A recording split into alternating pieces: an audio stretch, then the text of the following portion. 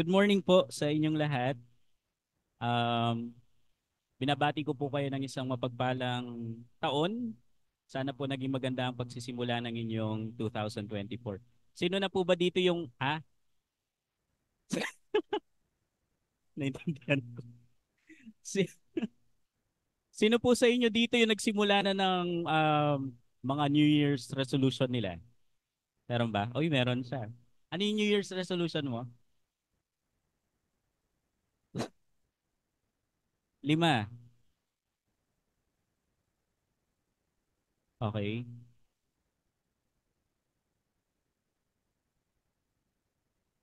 Magdilig.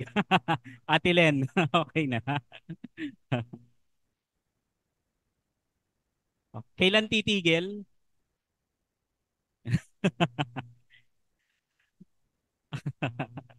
Okay, mga kabataan, meron ba? Gumaganon ba kayo? Hindi. Ikaw, Kebs, ano sa'yo? Na? Baka bantayan ka ni mama. Okay po. Baka yung ano niya, hindi na ako maglalaro ng mobile games. Nang mag-isa. Magsasama na siya ng iba pa. Oh, yung iba po, mga nanay, meron ba? Hindi na ako mag-a-add to cart lang. Bibilin ko na talaga. Kung last year puro add to cart, ngayon puro bili na. No? Ano po, hindi na ako papascam this year. Sino ba yung mga na-scam last year? Hindi na ako papascam basta hindi malaki yung ida-down. Yung, kung na-scam na po kayo, no? Ano po ang pakiramdam? Masakit, no? Pero ang mahirap dito, hindi mo nakita kung sino yung nang-scam sa'yo. Hindi mo alam yung tunay na impormasyon tungkol sa kanya. Hindi mo talaga siya kilala. No, pero kung kayo po ay nabuhay doon sa panahon ng character na aaralin natin today, baka mas kumulo pa yung dugo nyo kumpara doon sa scammer na nakilala nyo. Kasi yung character po na pag-aaralan natin today, yung trabaho niya harap-harapan talaga, garapalan. No, kasi yung mga scammers po, hindi nyo alam yung identity, gumagamit ng fake pictures, fake names, fake accounts.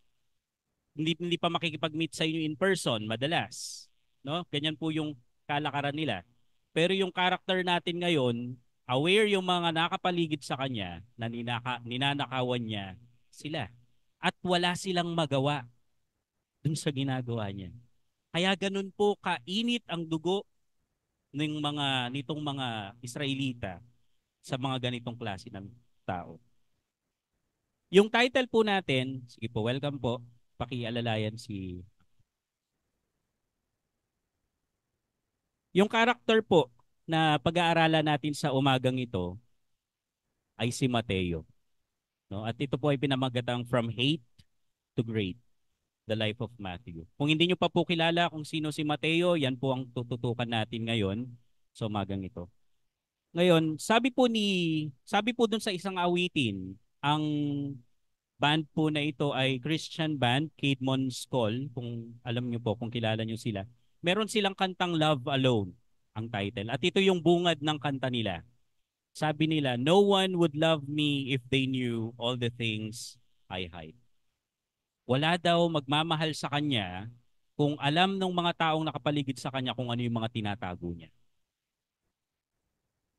Maaring meron po kayong ganyang klaseng karanasan, maaring meron po kayong ganyang klaseng nakaraan, at maaring yung karanasan at nakaraan na yan ay nagiging hadlang para kayo ay maging kagamit-gamit sa Panginoon. Sa umagang ito po yung mensahe galing sa salita ng Diyos. Kung kayo po, kung kayo ay may nakaraan na madilim at hindi maganda ang tingin sa inyo ng mga tao, anuman po ang inyong nakaraan, anuman ang tingin sa inyo ng lipunan, kayang-kaya kayong gamitin ng Diyos para sa kanyang kaluwalhatian. Okay? Yan po ang ipinaparating ng Diyos sa umagang ito sa pamamagitan ng buhay ni Mateo. Anuman ang inyong nakaraan, anuman ang tingin sa inyo ng lipunan, kayang-kaya kayong gamitin ng Diyos para sa kanyang kalwalhatian. The life of Matthew. Sino po ba itong Mateo na to? At ano ang matututunan natin mula sa kanyang buhay? Paano natin ito a-apply sa ating buhay? Una, kilalanin po muna natin ang basics tungkol kay Mateo. Kilala po siya as the first Gospels writer. No, yung pinakaunang libro po sa New Testament natin, siya po yung sumulat noon. Si Mateo sa Bagong Tipan ay tinatawag din pong Levi. At nung siya ay tawagin ng Panginoong Jesus para sumunod sa kanya, siya po ay isang kabataan. Isa siyang youth. Yung pagtawag po ng Panginoon sa kanya ay nakarecord sa Matthew, sa Mark at saka sa Luke. Yung tatlong tinatawag na synoptic gospels. Mababasa po natin doon kung paano siya tinawag ng Panginoong Jesus. No, yan po si Mateo. At sa umagang ito, titingnan po natin yung tatlong tungkuling ginampanan niya sa kanyang buhay. Isang tax collector, isang alagad, isang ebanghelista. Simulan po natin dun sa una. Si Mateo po, isang taxman, tax collector, dun po sa kanyang account mismo sa Matthew chapter 10 verse 3, nung sinasabi niya po, pinapakilala niyo yung 12 alagad ng Panginoong Jesus, ganito yung pagpapakilala niya sa kanyang sarili. Si Mateo na maniningil ng buwis. Pansinin niyo po yung iba dyan, pangalan lang at saka yung mga tatay nila. Santiago na anak ni Alphaeus, si Tadeo, si Felipe, si Bartolome, si Tomas. Pero sa kanya merong pagpapakilala. Si Mateo na maniningil ng buwis. Ano po ba yung trabaho niya? Sa panahon po natin, yan ay sa BIR, mga taga-kolekta ng buwis. Ano ho? At bakit po siya nangongolekta ng buwis? Nung panahon po na yon ay sakop po sila ng Roman Empire. So nagbabayad po sila sa Roman Empire. Kung paano nung tayo po ay sinakop ng mga Kastila, nagbabayad tayo ng buwis sa mga Kastila, yung mga Pinoy. Ngayon, ang Roman Empire, nag-employ po sila ng mga Hudyo. Hindi Romano yung mga in-employ nila. Mga Hudyo din yung in-employ nila para gawin itong tungkulin na ito, para singilin yung mga kababayan nila. So kung kababayan nyo po siya, anong dating nun sa inyo? Traidor. Yan po ang tingin sa mga tax collectors noon, traidor. Pero hindi lang po sila basta-basta traidor. Ito po ang mas nagpapainit ng dugo ng mga kababayan nila. Maliban sa pagiging traidor nila, kasi meron po tayo nung panahon ng Hapon, di ba? May mga yung mga nakabayong, mga traidor din po yun, di ba? Pero yun, nagtuturo lang kung sino yung mga leaders. Pero ito, pansinin niyo po yung ginagawa ng mga tax collectors noon. Maliban sa sila ay nangongolekta ng buwis, ninanakawan nila yung mga kababayan nila mismo. Ganito po kasi yung trabaho nila. Meron silang kotang nare-receive o natatanggap mula sa Roman Empire. Walang pakialam ang Roman Empire kahit anuman o gaano man kalaki ang ipatong nila dun sa kota na yon. Ang mahalaga sa Roman Empire, matanggap nila yung buwis na kailangan nila. Bahala na yung tax collectors kung papatungan nila yan ng malaki at hindi sila ke-questionin doon ng Roman Empire. Kaya itong mga tax collectors ngayon, halimbawa, meron kayong property na worth 100,000 pesos. I-declare nila yan ng mas mataas na value, gagawin nila siguro 500,000 o kaya 1,000,000 para mas mataas yung babayaran mong buwis. At yung excess dun sa ibabayad mo, sa kanila yon mapupunta. At ito pa yung masaklap, hindi nyo po sila pwedeng questionin. Dahil kapag question nyo sila, ang kine-question nyo ay ang Roman Empire. No? Dream job po yan. Stable sila financially, protected sila ng government, may protection sila physically. No? Yan po yung trabaho na meron sila. Tapos si Mateo, ito pong yung pinag-aaralan natin, hindi pa siya promoted. Kumbaga, employee pa lang siya, no? Hindi po siya chief. Tax collector lang po siya, hindi siya chief tax collector. At ang office niya ay nasa Capernaum. Ano ang Capernaum? Diyan po nakatira sila Pedro, Santiago at Juan. Ang ilan sa mga unang tinawag na alagad ng Panginoon. Kung mapapanood niyo po yung presentation ng The Chosen dyan, maiintindihan nyo kung bakit si Peter ay umo-object ng tawagin ng Panginoong Jesus si Mateo dahil dito sa mga tinitingnan natin. Kasi alam niyo po, meron pa po, maliban kay Mateo, meron pang ibang mga tax collectors na nabanggit sa Bible. Si Zacchaeus, yung pandak. Later on, makikita din po natin yan sa isa sa pag-aaralan natin ngayong taon. Tapos, nandyan din po yung sa kwento ng Panginoong Jesus. Yung kwento niya tungkol sa publikano at pariseo. Yung publikano po doon ay yung tax collector din. At hindi po maganda ang pagtingin sa lahat ng karakter na ito ng lipunan. Mababa ang tingin sa kanila. Masasamang tao ang tingin sa kanila. Sila Pedro po, sila Andres, ano po ang trabaho nila? Mangingisda. Wala po sila sa mataas na scale ng society. Pero tinitingnan po nila ang sarili nila na mas higit kesa dito sa mga tax collector na to. Wala po sila sa mataas na scale ng social status, pero higit na mataas ang tingin pa rin nila kesa sa sarili nila kesa sa mga tax collectors. At nung panahon po na yon, I don't know kung hanggang sa panahon po natin ngayon, may mga Jewish rabbi na nagtuturo na hindi mali na magsinungaling sa tax collector. Hindi labag daw, ayon sa ilang mga Jewish rabbis, hindi labag o hindi kasalanan sa Diyos ang pagsisinungaling sa mga tax collectors. Ganyan po kasama ang imahe ng mga tax collectors sa Israel. At ang pagtawag ng Panginoong Jesus sa isang tax collector ay isang malaking iskandalo sa mga nakakakita ng panahon na yun. Sa pagtawag ng Panginoong Jesus kay Mateo, ipinapakita niya na kahit yung mga taong kagaya ni Mateo ay hindi exempted sa kaharian ng Diyos. Na yung mga taong mababa o makasalanan kagaya ni Mateo ay may bahagi sa kaharian ng Diyos. May ilang mga characters po tayo sa Bible na maiisip tungkol dyan sa mga tao na mabababa, makasalanan, pero naging welcome sa kaharian ng Diyos. Si Zacchaeus mismo, chief siya, boss siya. Baka boss pa nga po siya ni Mateo pero parang magkaiba ang kanilang lugar. Chief, si Zacchaeus, sigit na mayaman si Zacchaeus kesa kay Mateo. And yet, nung magsisi si Mateo at sumampalataya sa Panginoong Jesus, anong sabi ng Panginoong Jesus? Dumating ang kaligtasan sa tahanan ni Zacchaeus. Sino pa po yung isang kilala nating magnanakaw sa Bible? Yung katabi mismo ng Panginoong Jesus bago siya mamatay. Magnanakaw po yun mula siguro nung mabuhay siya, hindi po natin alam, baka mula pa kabataan niya, nagnanakaw na siya. Hanggang doon sa krus,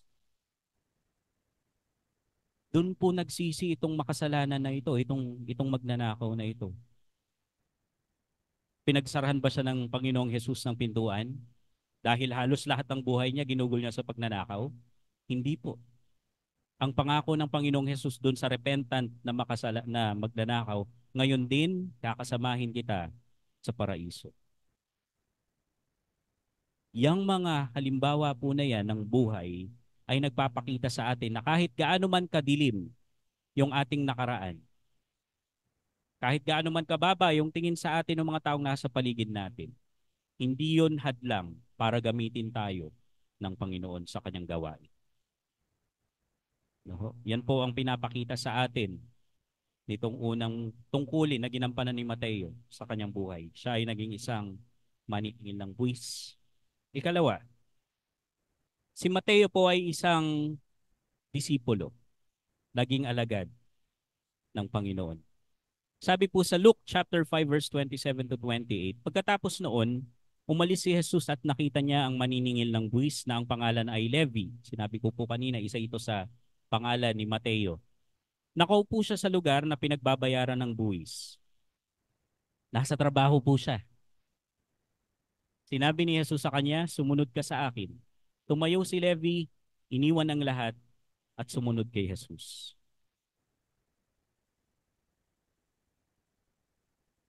Iniwan ni Mateo yung isang very stable job, high-paying job. High-paying job yan. Siguro yan ang pinakamataasang na sahod noon sa kanilang panahon. Mas mataas pa siguro sa sahod ng mga government officials nila. Kasi kahit magkano pwede nilang ipatong at hindi sila maku-question. Iniwan niya lahat. Iniwan niya yung buhay na yon, yung lifestyle na yon. Iniwan niya. Tinalikuran niya yung bagay na yun. Mula sa putikan, mula sa kadiliman, tinawag siya ng Panginoong Jesus. Dito pa lang po pinapakita na sa atin na walang tagasunod ng Panginoong Jesus ang naglulublob sa kadiliman. Hindi niya sinabing, Levi, sunod ka muna sa akin, balik ka na lang mamaya dyan sa, mag-break ka muna. Hindi po yun ang sinabi ng Panginoong Jesus sa kanya. O kaya mag-leave ka muna. Hindi po yun ang sinabi. Sumunod ka sa akin. At ang sabi ng record ni Lucas, iniwan ni Mateo o Levi ang lahat. At pagkatapos po nitong hakbang na ito ni Mateo, ano po ang mga sumunod na nangyari? Nakasama siya ng Panginoong Jesus. Nakapakinig siya doon sa greatest preacher.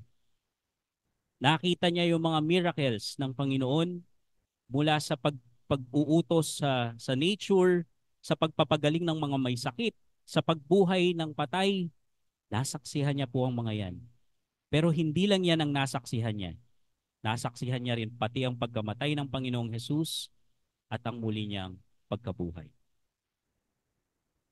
Naging saksi po siya sa mga bagay na ito. At sa Matthew, sa dulo ng Matthew, siya lang po ang nag-record ng tinatawag nating Great Commission. At naging tapat po siya dyan sa pagsunod sa Great Commission na yan. Kaya nga po sa palagay ko, isinulat niya ang Book of Matthew. Dahil gusto niyang gawin yung Great Commission. Gusto niyang ituro sa iba kung ano yung itinuro ng Panginoong Jesus sa kanila. At ginamit ng Panginoon itong sulat ni Matthew, yung Gospel of Matthew, ginamit niya yan para palakasin ang napakaraming mananampalataya mula po nung pagkasulat niya hanggang sa panahon natin ngayon. Napakaraming mga believers ang nakinabang ng malaki sa pagbasa nila sa Book of Matthew. Sabi po sa Luke chapter 14 hindi lang po pala siya naging witness sa kamatayan at muling pagkabuhay ng Panginoong Jesus. Siya din ay nagpakita ng willingness na mag-suffer para sa Panginoon. Doon sa Acts chapter 5, may panahon po doon na nangangaral itong mga alagad tungkol sa Panginoong Jesus tapos pinahuli sila at ipinakulong. Ano po ang mga sumunod na nangyari? Nagpadala ang Diyos ng isang anghel at nakalaya sila doon sa kulungan. Saan po sila nagpunta? Nagtago po ba sila? Hindi. Nagpunta ulit sila doon sa labas, in the open, at nangaral ulit tungkol sa Panginoong Jesus. At maraming nakikinig sa kanila. Tapos, pinatawag sila ulit ng Sanhedrin.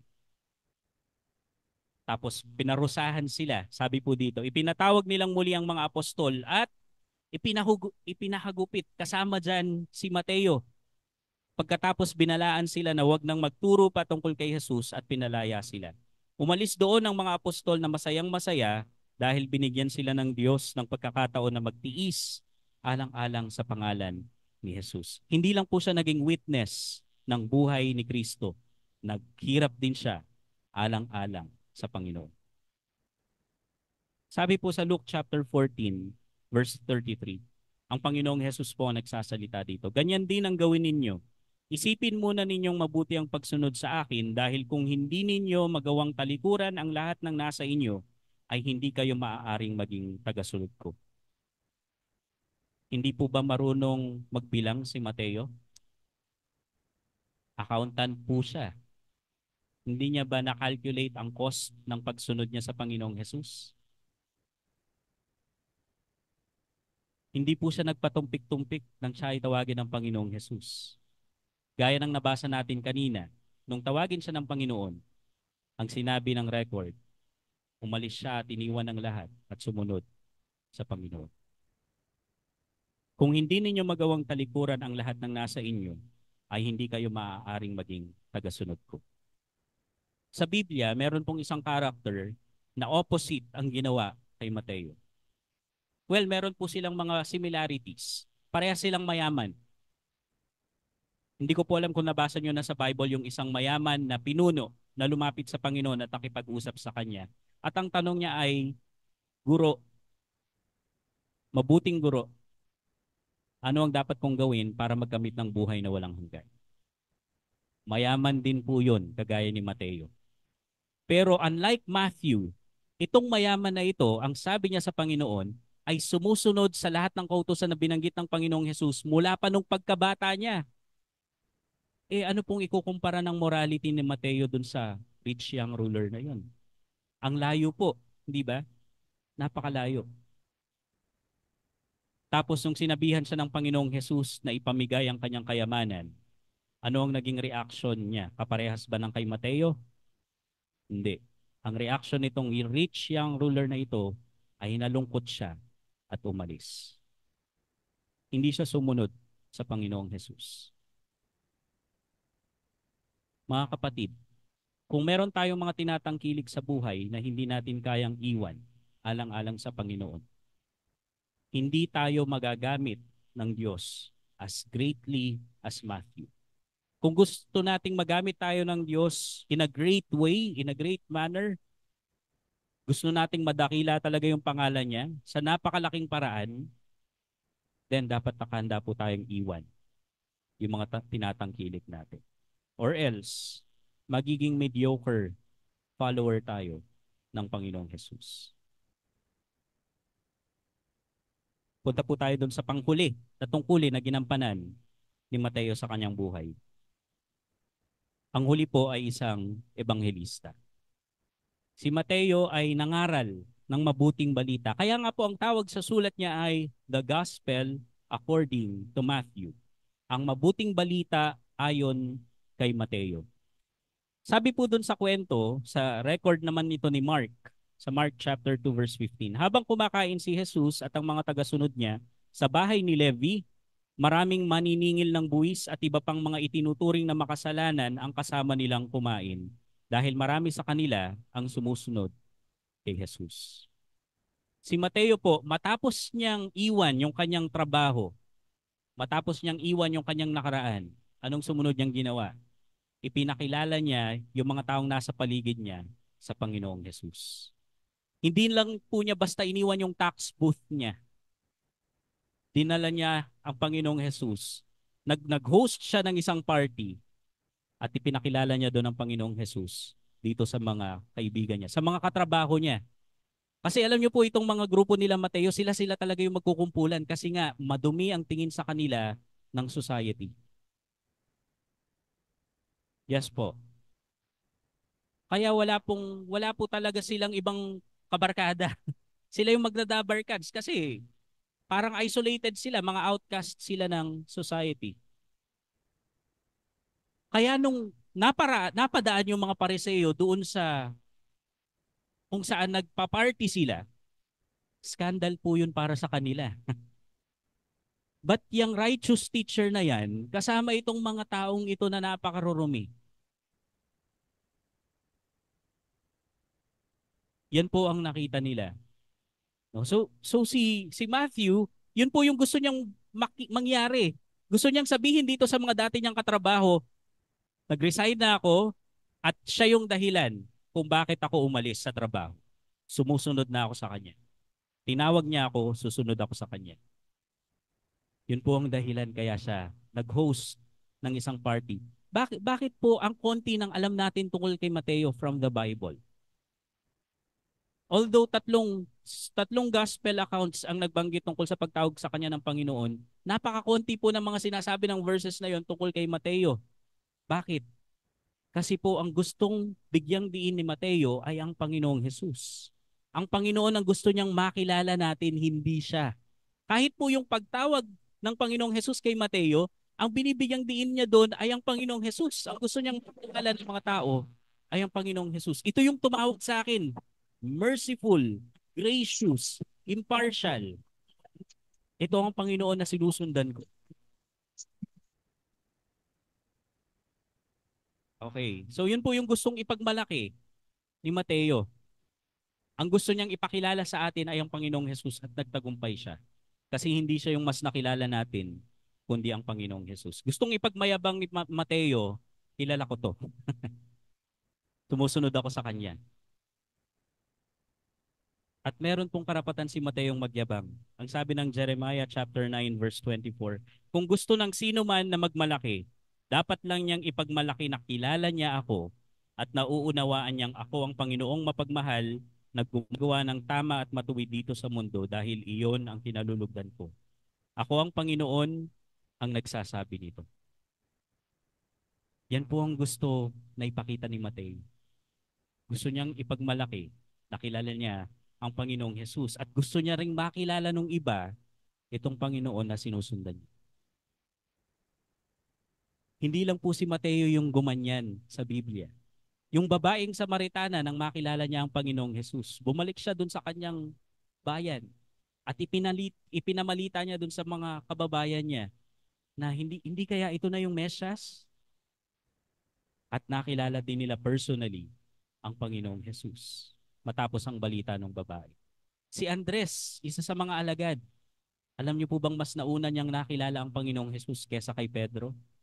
At siya ang nag-introduce kay Pedro sa Panginoong Jesus. Naipakilala na po ba natin ang Panginoong Jesus sa mga taong nasa paligid natin? Kilala po ba nila na tayo ay tagasunod ng Panginoon? Hindi lang po dito, kundi kapag nasa eskwela tayo, kilala po ba nilang tayo ay tagasunod ng Panginoon? Kung tayo ay nasa trabaho, kung tayo ay nandun sa bahay natin, sa pamayanan natin, alam ba nilang tagasunod tayo ni Kristo? Sana hindi lang hanggang Facebook yung information na tayo ay tagasunod ni Kristo. Baka nga hindi pa natin ini-inform sa Facebook na lang na tayo ay tagasunod ni Kristo. Gamitin po natin ang social media para ipakilala na tayo ay tagasunod ng Panginoong Jesus.